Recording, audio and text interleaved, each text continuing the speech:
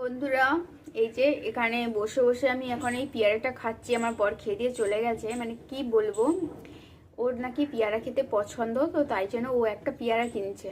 First কথা, এটা কাটার আগে মানে ও তাড়াহুড়ার মধ্যে ছিল, তাই জন্য আপনাদের সঙ্গে ভিডিওটা শেয়ার করতে পারিনি।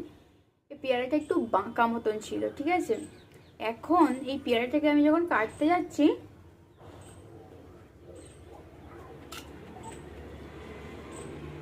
মানে বুঝতে পারছেন কিটা হচ্ছে, মানে দাঁত পাশে ভেঙে যাবে, পেয়ারা ভাঙা যাবে না।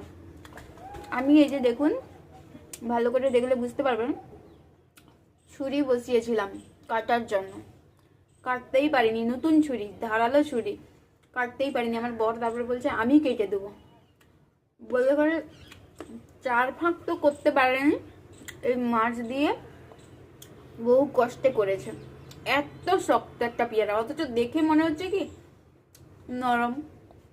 দেখুন, নরম হবে হয়তো, পুরো একদম হালকা সবুজ কালার, কিন্তু মিষ্টি আছে, কিন্তু এই যে প্রচন্ড শক্ত।